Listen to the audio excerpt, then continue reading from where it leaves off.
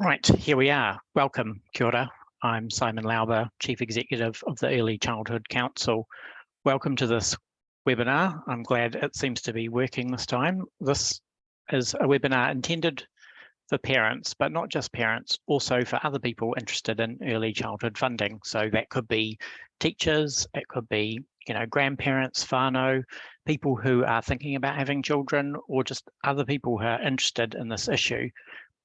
Early childhood has been in the media a lot this year for people who don't understand what's going on for us. It would just sound like a lot of noise and it would be quite confusing. And that's part of the reason why we're doing these sessions, because it's really in our interests for you to understand and take an interest in what's going on.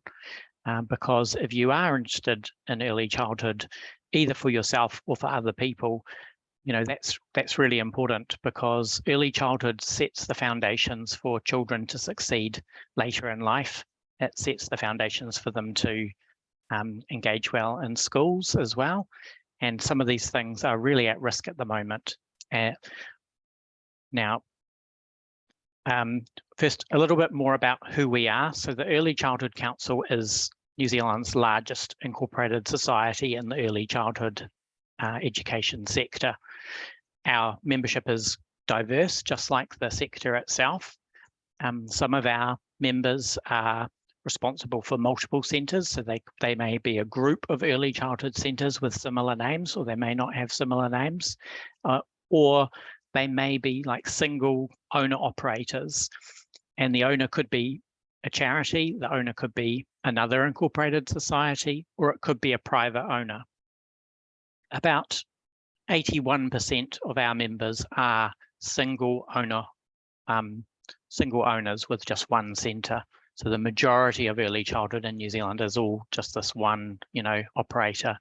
And that's why they belong to organisations like the Early Childhood Council, because if you are just one standalone centre, how on earth could you possibly get your head around everything? You need organisations there to support you, and that's really our role.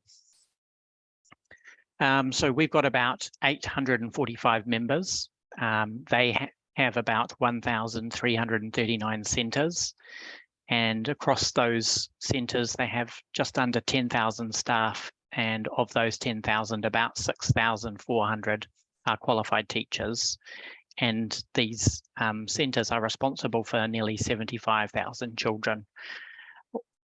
Our values as an organisation, you might hear different things in the media, but don't believe everything you hear in the media. So what we are here for is we want to promote and maintain a high standard of early childhood education and care. But also, going with that, we've got to support our members so that they can stay viable. It's no good if we make the standards so high that no one can meet them anymore. So there is a juggling exercise around what is actually possible and affordable with what we've got in New Zealand. And I think that is the story of early childhood in New Zealand. It's just been it's been like a battle of the sector slowly winning small wins with the government. So back in the 80s, getting things like before 5, those policies, and the government starting to fund early childhood. But there are still some real warning signs in the sector, because we have about 98% female workforce, and we've got major pay equity issues, and that's not good for anybody. So there are things that need to be fixed. But it's part of the journey of making early childhood, the sector that we want it to be in the future. We want to attract the best people into early childhood to teach and care for our children. Another part of the Early Childhood Council's role is representing interests to government on policy matters. So we become the voice of the early childhood operators, because they can't really do it themselves, because the consequences for them can be too severe. So that's a little bit about who we are. And today we're going to be talking about the pay parity funding gap. Now, that's something you might have picked up about in the media, and I absolutely appreciate that this is a really overly technical subject, and I encourage you to put questions in the Facebook chat and the discussion feed for the webinar, and I've got that open on another screen, so I'll be monitoring that if you've got questions. We have a short survey at the end of this webinar where we'll ask you a few more questions. You can also, we've got an email address if you've got questions you want to send through to us. It may be easier for you to just put questions through to us, join our mailing list and get on our regular distribution. That would be great for us. That would be a really positive thing to get out of it. If you leave this webinar understanding a bit more about early childhood funding and why pay parity is a problem for centres and therefore parents as well who need ECE, then that's what you're here for today. That would be our key learning objective for parents today and others on this webinar. So now I'm going to launch into it. We've only allowed about half an hour, so we're already nearly 10 minutes in. But my job now is to try and convey to you what this pay parity funding gap is all about. So at the start of 2021, the current government brought in the pay parity policy. Now this brought over a collective agreement pay scale from kindergartens over into the larger part of the early childhood sector, the education and care services that we represent. So they took a salary scale from one smaller part of the sector and they put it into our part of the sector. And that was largely because we wanted that. We wanted teachers who were getting paid at higher rates in kindergartens, but they're doing the same role. It made sense for there to be parity. And so this notion of parity is between same role in different types of centres. So a kindergarten is a centre too. You might have come across this before, that your centre might be called a kindergarten, but it may actually not be a kindergarten. It could be one of our centres. It could be licensed as an education and care service. So there's a bit of a misnomer to get caught up on kindergartens and education and care for parents, because you're actually looking at the same type of service. It's basically all day provision for the most part.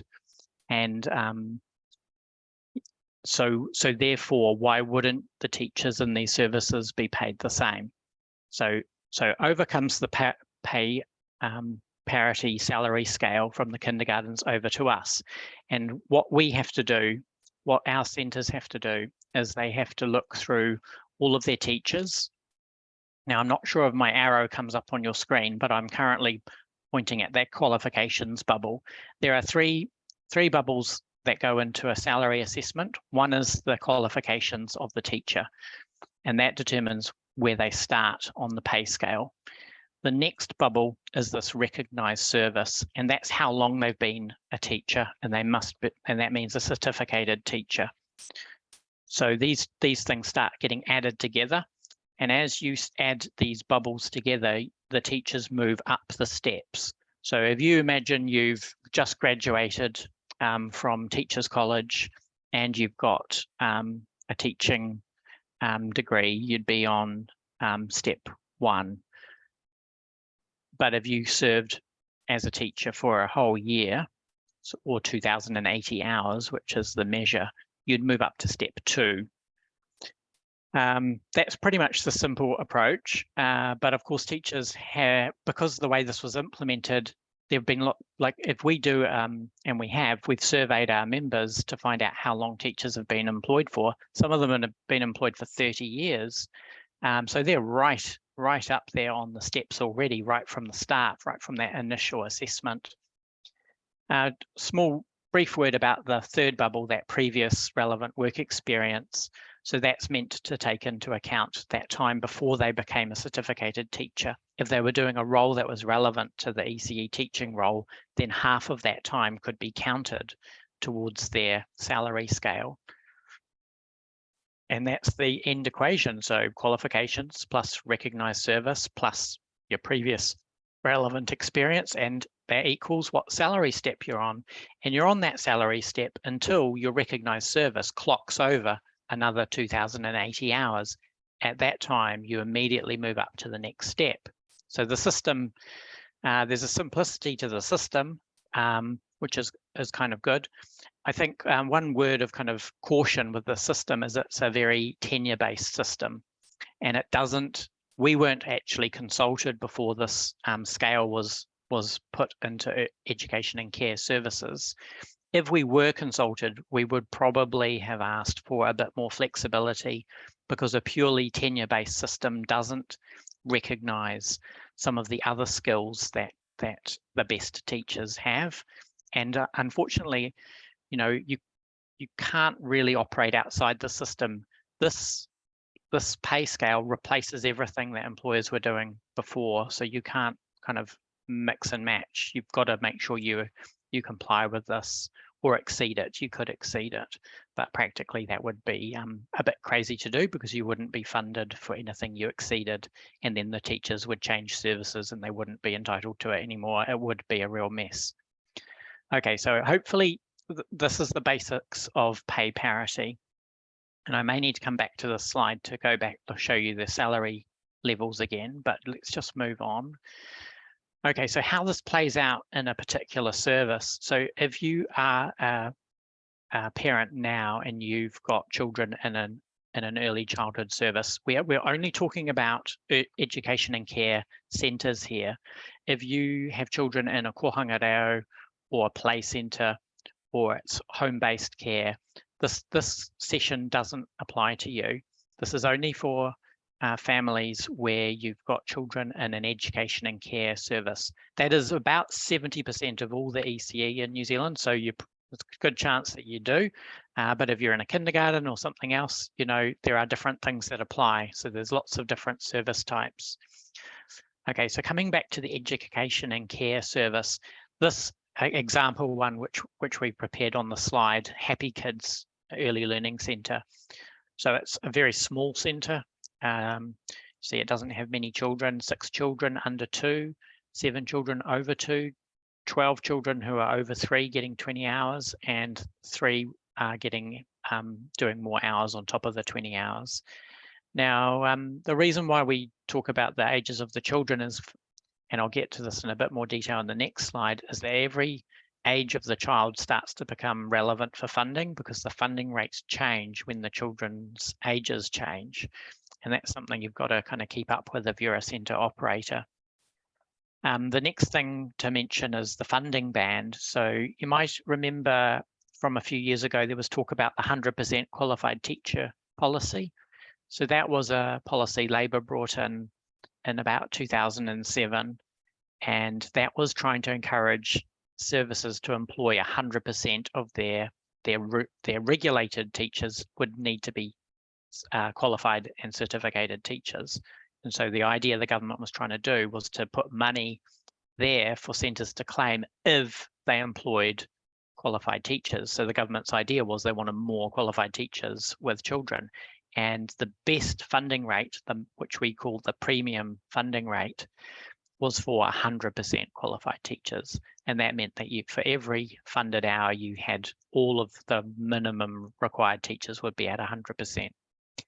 Now, one thing to kind of caution you there is you might still have unqualified teachers in that situation, because you could have teachers in addition to the minimum that don't get counted, that the centre might have because they value better child-teacher ratios. So that means that for every few children, there are more teachers to go around. What we see in early childhood settings is that this actually does make a very big difference to both children, but also teachers, because they're less stressed.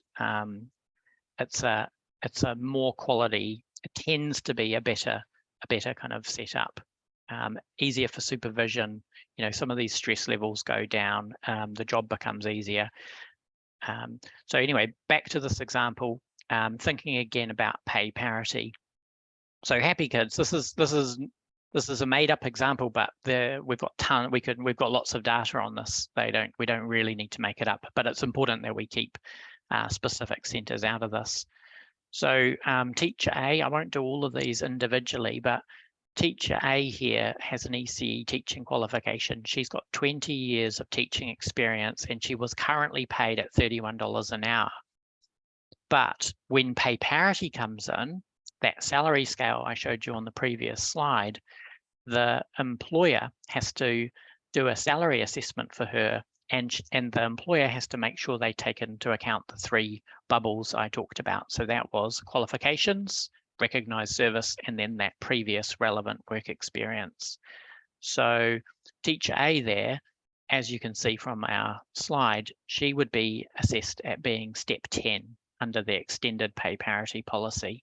So her pay would go up from $31 an hour to $36 an hour. So that's a 17% increase. Now, that's very similar story. You see teacher B there is on $30 an hour, hasn't been teaching as long. They go up to step 7. And so on. You see teacher C there is being assessed right at the top of the scale, goes straight to step 11 straight away. Now, I think it is probably good to point out that that salary scale I showed you on this previous slide, this one, it stops at step 11. So once you hit step 11, you don't go any further. There aren't any more steps. And that's, you know, that's probably something we should be complaining about next, you know. Anyway, moving on, that 4th person there is an educator. So that person is someone who doesn't hold a teaching qualification. ECC, the Early Childhood Council, we call those educators. We do not like the term unqualified teacher because we think that's quite a deficit mindset. What we know about people who tend to be educators in centres is they can be some of the most valued parts of the team, and they should be valued too. They should have pathways too. So calling them unqualified teachers is really quite a deficit approach. But actually for this policy, that person doesn't exist. They're considered invisible. There's no funding for them. And that's just the way these things work, because government funds what government funds, and they don't fund what they don't even recognise. Okay, so moving on. Now, what centres have to do is they need to somehow work out their budgets, because behind the scenes, they claim funding for every hour of ECE they deliver to your children. So say you've got, well, how many children did we have? We've got, say, 25 children. So how many hours a day is the centre open? So when does it open at the start of the day? Does it open at 7 a.m.? Is it open from 7 a.m. all the way through to 5 p.m., 6 p.m.? Because if so, you know, that's the total number of hours that the centre could possibly claim for when they're open. So for those hours when they're delivering early childhood, they need to follow the regulations. So depending on how many children are there, they need to make sure they've got enough teachers. If you're in one of those services that say they've got 100% qualified teachers, well, what happens if, you know, it's lunchtime and, you know, teachers are going on their lunch break? What do? Well, you've got to have staff to come in and cover.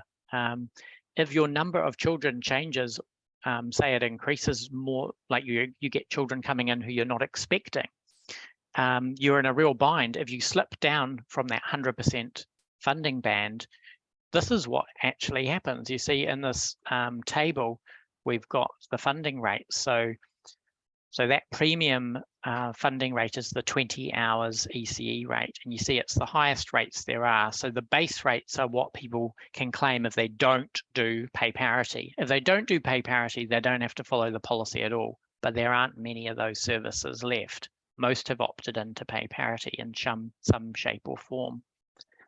So for the hours they claim, so if they're in pay parity, extended pay parity, it would be $15.63 per hour if they're at the 100% band. Most services are not at the 100% band. We have a teacher shortage, and they are mostly in that 80 to 99% funding band, which is $14.77 per hour. So for those services in that band, if they had teachers sick or something, and they can't fill that role, they're in the danger for the service is that the number of teachers gets so low that they could start to slip into this next funding band. So imagine if you had lots of sick teachers, one day suddenly, because it's kind of unexpected. You can't really plan when people are going to be sick, can you? But it would be quite possible for you to slip into that 50 to 79% funding band. You then lose that the band you were on for 4 months if that happens. It only has to happen once for 1 hour, and you suddenly lost that for 4 months, that entire funding period.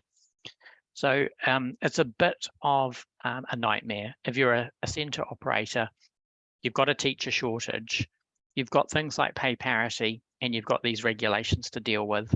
If you put a foot wrong, if you don't have enough teachers, you lose your funding band. There's so much at stake. Now, how much did they increase the funding band, the funding rates by, though, thinking of pay parity? So for this particular one we're looking at, that 80 to 99% band, the increase based on the old funding rates is around about 12%. Now let's just go back quickly. What are the percentage increases we've got here? So yeah, teacher A went up by 17%. Look, these percentages are not comparable necessarily. They just give you a sense of the level of change that you're dealing with. So just a little bit more. So the next kind of thing to kind of try and explain is when you're changing the funding rates. So what the ministries had to do is they've had to increase the funding rates for all services by a certain amount so that pay parity can be sustainable across the entire sector. But they've only got one set of funding rates that they can change. And that's pretty much the problem. That's how this pay parity funding gap starts to emerge. And I think this is the slide that hopefully the light bulb will go on for you. And so if you're using an average to fund something, that will work okay if you do your numbers right with your averages. Ministry has not been open with how they calculated the funding rate, so they've declined to be open about that. So we don't know what can we make of that? Guilty or not guilty, who knows? It would be helpful if they were transparent. So we at least knew how they calculated the funding rate. Would make a big difference, integrity, transparency. Even if they didn't give us enough money, why not be open about it? I think it's the right thing to do. But that's really the least of our problem, because if you use an average, what does your average actually represent? So now in this slide, what I'm showing you is based on our survey across centres, is the distribution of teachers by just by their level of experience. So this is how many years they've been a certificated teacher. It doesn't include centre managers. We've excluded them. They're pretty much all certificated teachers, so they count too, but we've excluded them for this. Doesn't include qualifications. That gives you about 1 to 3 steps on the scale right from the start. We've excluded that as well. What this chart at the bottom shows you is the distribution just of recognised service. And what you can see is that a license, so a service that has 150 children enrolled, so a very large service, the data shows that for those licenses, the level of experience across the teachers is quite balanced, very balanced, in fact, almost too balanced, unfortunately, because you would expect to have, it would be healthy to retain your most experienced teachers. So you wouldn't naturally want to have a balance, so if you're the ministry and you're trying to fund this, I don't think you'd assume that everyone had the same number of every teacher in every salary scale, like 1 at step 1, 1 at step 2, 1 at step 3. No, I don't think you'd think that. You would probably know that there were more experienced teachers out there, so you'd be weighting it more than just a balance. But actually, what the data shows is that there is a balance across the larger license size. But as you start to move down the license sizes, and as you start to get below a license of 80, you see that the balance really shifts, and you've got a lot more teachers in those smaller centres with a ton of experience. And that's the worry, because how can you expect an average rate of increase to work if you do not have an average level of experienced staff? So what we think this pay parity policy has highlighted is that small centres retain their staff the longest, significantly long. And remember this, you only need to stay for 10, 11 years to get to the top of the scale. Some of these teachers have been there 20, 30 years. So they're motivated. They are very motivated by passion, and they love teaching children. That's their number one. But of course, you've got to get their pay right. So that's still a priority. But they tend to gravitate to the smaller centres. How are these smaller centres going to survive if the funding is not sufficient? And that's our problem. And we're losing centres. We've lost 102 centres in the last year to July. And we're not seeing new centres opening quite so quickly either. So what does it mean when you get the funding gap? Now there's a little bit more to this as well. So Happy Kids, that example centre I talked about, well, the gap is only a gap in government funding, right? That's their problem. Just check how the questions are going.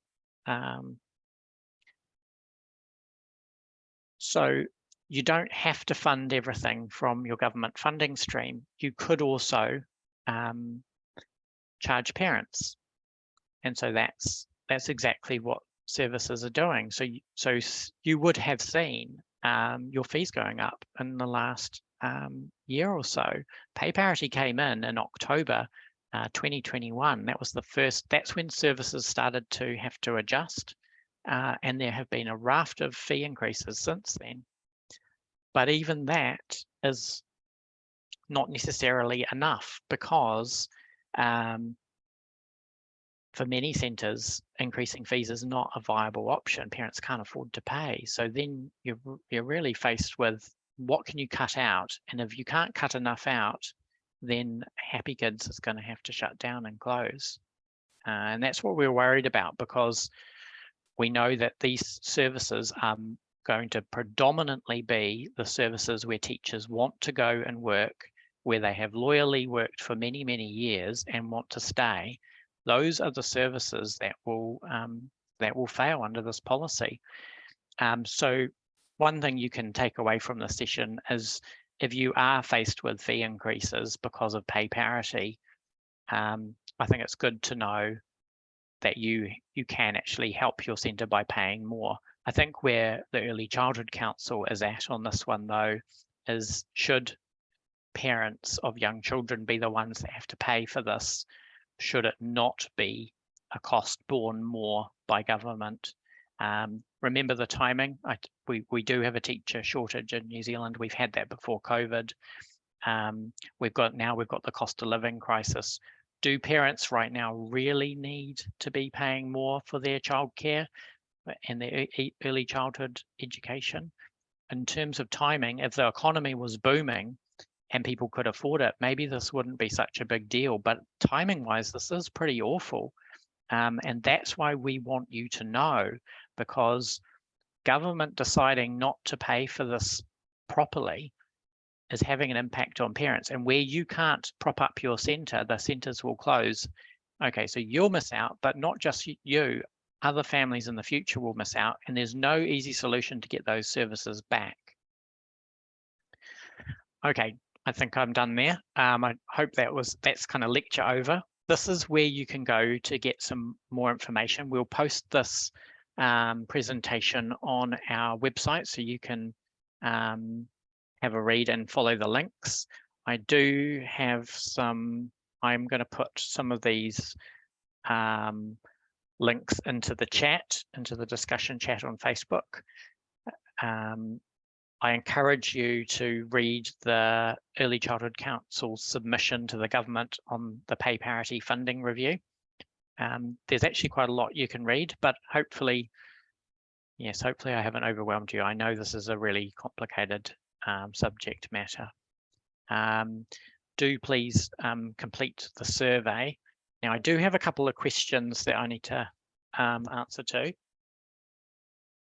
So I will just turn to them, and whilst I'm doing that, our next session is going to be on 20 hours ECE. So you would have heard a lot in the media again about 20 hours. So what actually happened? It must be incredibly confusing for you to work out what's going on.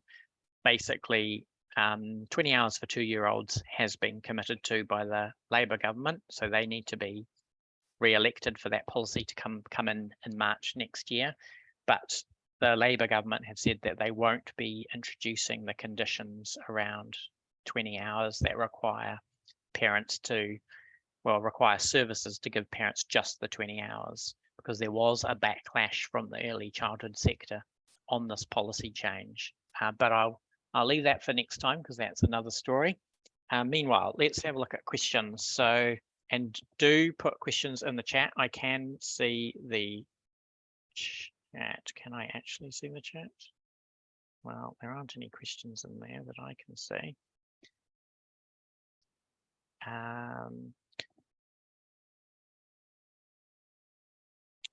So questions that we've received before the webinar, I've got this question here. So ECE funding structure is publicly available, but centre and chain profits are not. How can we understand this landscape without the information from the centres?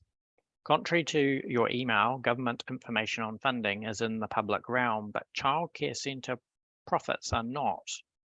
Yeah, that's been really topical. I've certainly had some curly questions on that.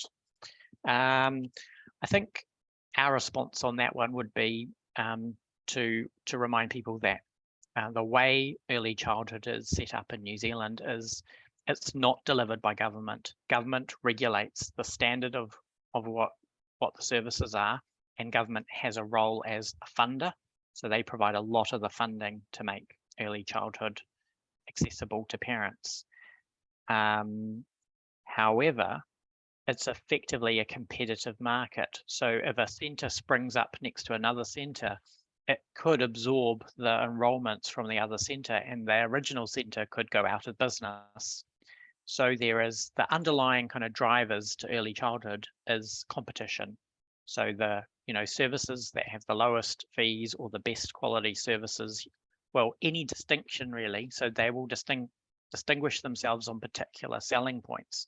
So it really does pay for you to know your children and to unfortunately do your homework. And we would say go into the centre yourself and check it out and get a good feel for it. But also be realistic, just like with schools, you've got to match the child to the school, not the school to the child, so you've got to actually find the right solution that works for you. And at least in early childhood, there's actually a lot of choice out there for now. And we want it to stay that way. We don't want you to lose choice.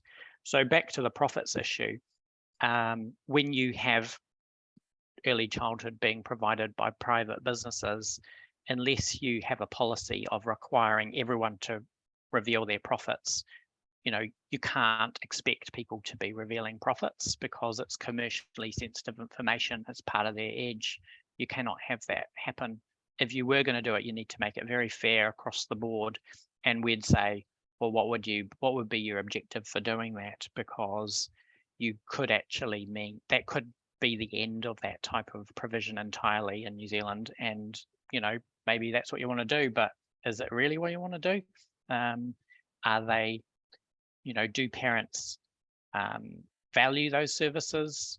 Because if those services were to go and replaced by services that you don't want, is that really a better solution?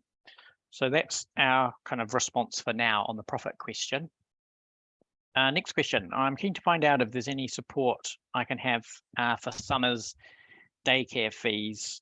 Plus, I've got a baby on the way, which will be joining us when someone turns 6 months old.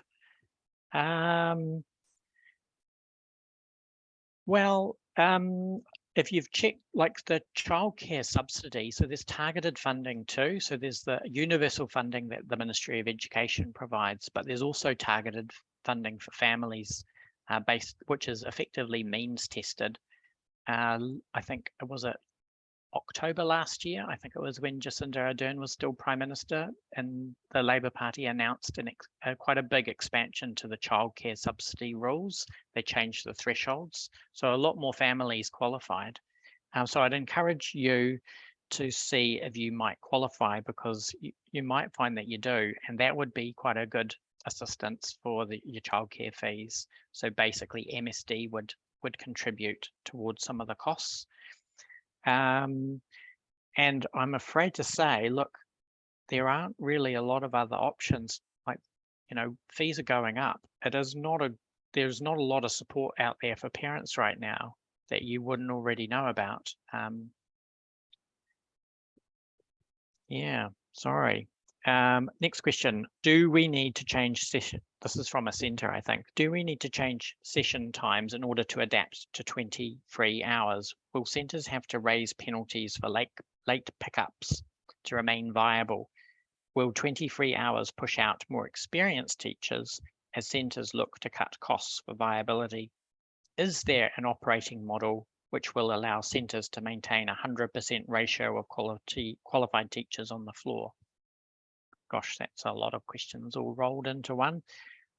So for a starter, with 20 hours, really important for everyone to remember that we'll do this at the next session, but the 20 hours, the major changes to 20 hours were dropped by the current government.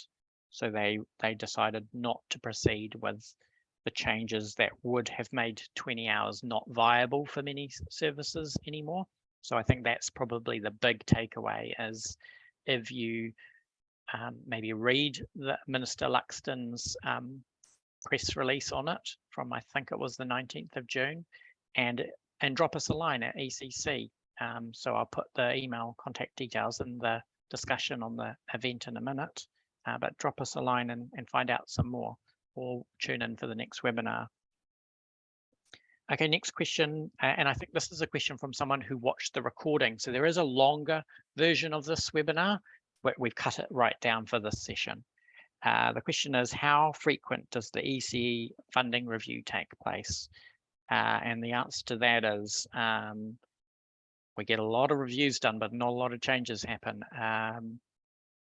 There was a consultation that started earlier in the year on changes to the pay parity funding, and we have not heard yet what the government's going to do with that. There are hints that there could be an announcement on their review soon, but those hints have been around for quite a long time now, so it's dragging on. Goodness knows what's going on. It all points to nothing actually happening before the election, but I could be wrong. So again, stay tuned.